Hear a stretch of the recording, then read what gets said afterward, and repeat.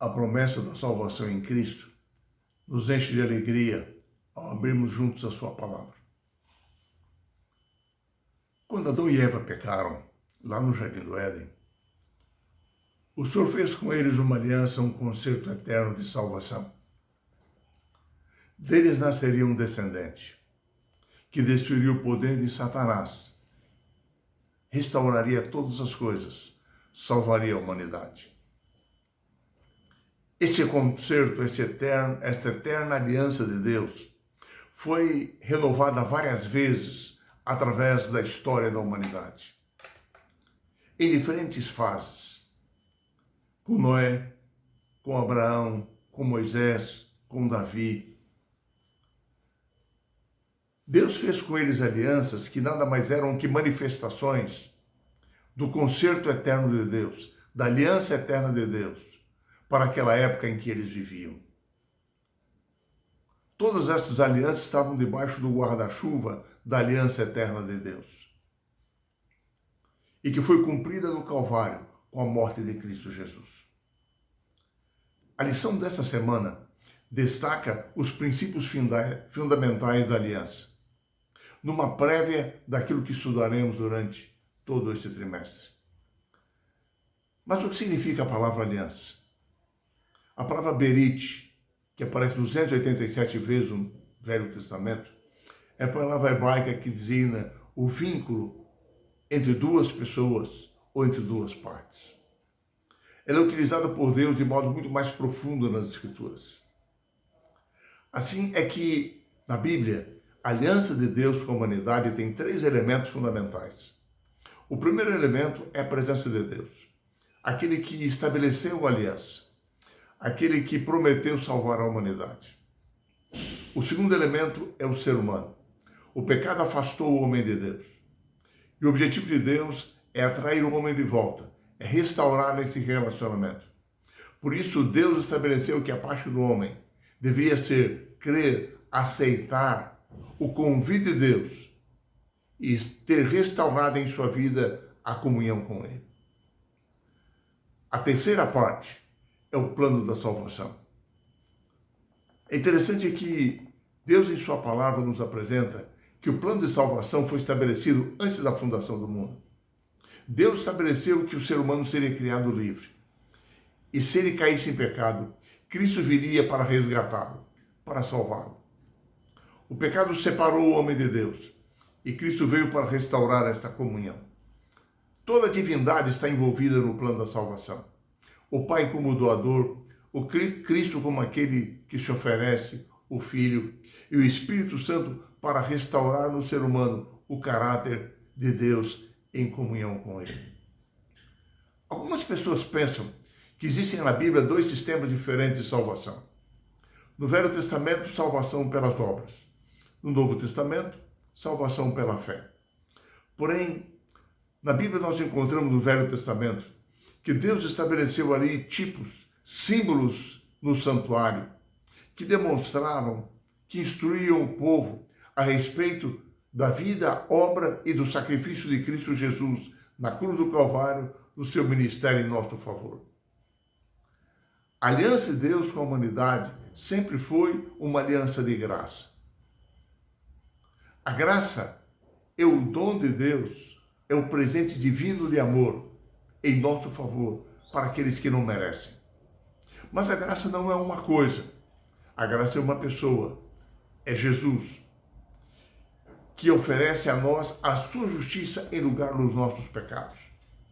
Então, esse é o dom imerecido de Deus que nós recebemos, mediante a fé.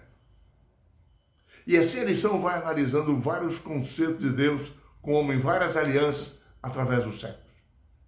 Primeiro, a lição analisa a aliança com Noé. Quando Deus anunciou a Noé o dilúvio, o que Noé precisava era crer na promessa de Deus, de que Deus cuidaria deles, e ele deveria obedecer construindo a arca. Deus assumiu o compromisso de salvá-los e reiniciar a história da humanidade através de Noé e sua família. Após o dilúvio, o Senhor estabeleceu o arco-íris como um símbolo de que não destruiria novamente a terra com um dilúvio. A aliança de Deus com Noé, na verdade, foi uma renovação do compromisso de Deus que não destruiria a terra por causa do pecado. O plano de salvação estava mantido. Um dia viria o Salvador do mundo. Após o dilúvio, a lição destaca a aliança de Deus com Abraão. Após a experiência do dilúvio da Torre de Babel, a descendência de Noé tornou-se idólatra, afastou-se totalmente de Deus. E o Senhor agora chamou Abraão para, através dele, cumprir o seu plano de salvação. Deus o chamou para sair de um dos caldeus da Mesopotâmia, onde ele morava. Prometeu levá-lo para uma terra que daria a sua descendência. E ali Deus faria dele uma grande nação. E Deus fez com Abraão uma aliança, através da qual Deus cumpriria o seu concerto de salvar a humanidade. Em sua carta aos Romanos e aos Hebreus, Paulo diz que a aliança de Deus com Abraão era uma aliança com a humanidade toda, porque nele seriam benditas todas as famílias da terra. Paulo diz que o povo de Israel seria instrumento de Deus para a evangelização de todos os povos. Dele viria o Messias, prometido a Adão e Eva lá no começo, no Jardim do Éden, quando eles pecaram. E assim, toda a humanidade seria salva mediante o descendente de Abraão. Em seu concerto estabelecido com Abraão, Deus estabeleceu que ele seria o seu Deus.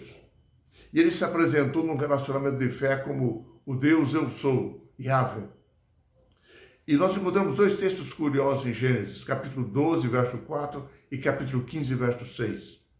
Esses textos nos informam que ele creu no Senhor, isso lhe foi imputado para a justiça. E que partiu, pois, Abraão como lhe ordenara o Senhor.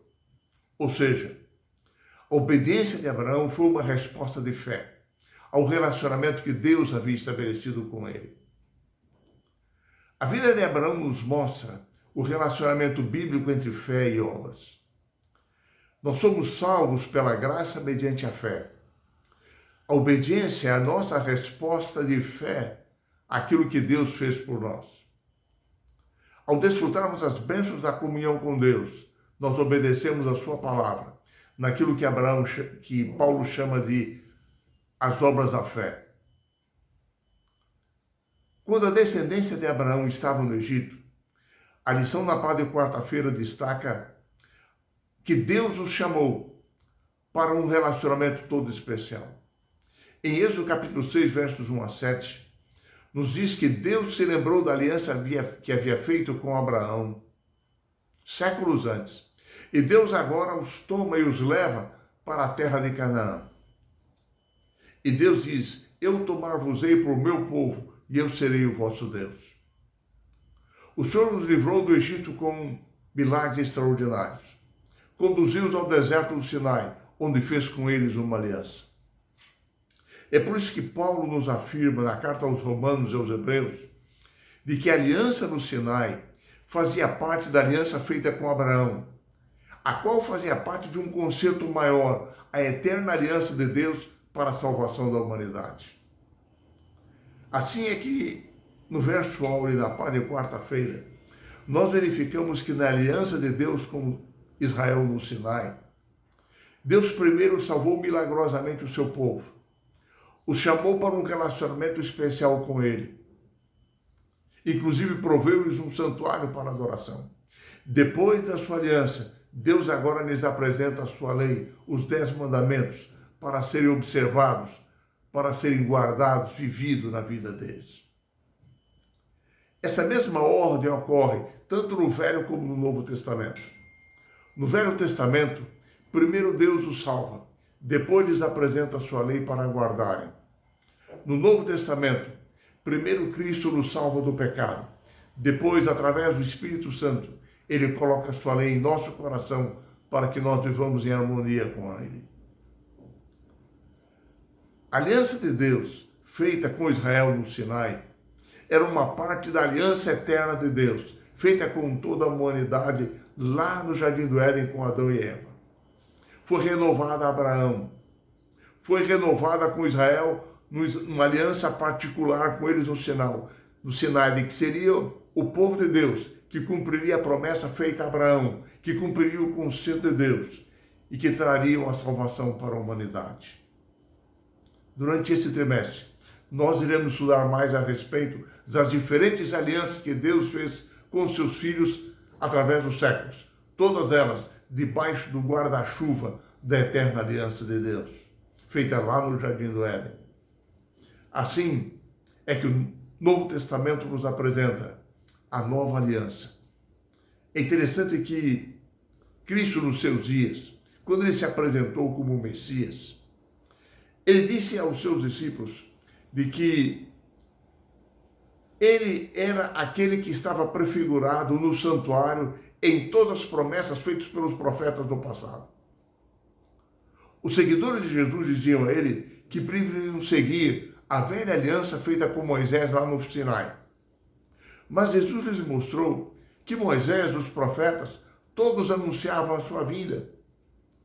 Ele era aquele que era prefigurado em todo o Velho Testamento.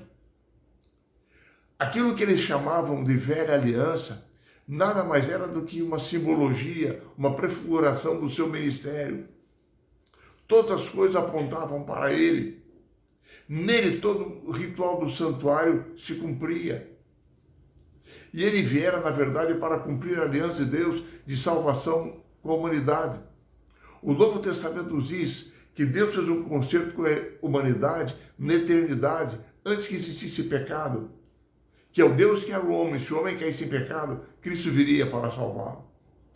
Assim, Cristo utilizou o termo nova aliança, anunciando o seu sangue como o sangue da nova aliança, dizendo a eles que, na verdade, ele viera a cumprir a eterna aliança de Deus para salvar a humanidade. A nova aliança que eles apresentavam com sua morte na cruz, na verdade, era mais antiga do que aquilo que eles chamavam de velha aliança. E ele dizia, antes que Abraão existisse, eu sou. Ele era desde a eternidade. Ele era aquilo que os profetas anunciavam. Enfim, Cristo Jesus, de acordo com a Escritura Sagrada, veio para restabelecer o relacionamento entre nós e o Pai Celestial. Ele veio para estabelecer finalmente a aliança de Deus eterna conosco, para que nós estivéssemos em comunhão e harmonia com Deus, para salvarmos do pecado, para que o seu caráter se manifestasse em nossa vida. E ele convida a mim e a você hoje para vivermos um relacionamento de amor, de fé e de graça com ele. Que essa seja a minha e a sua experiência.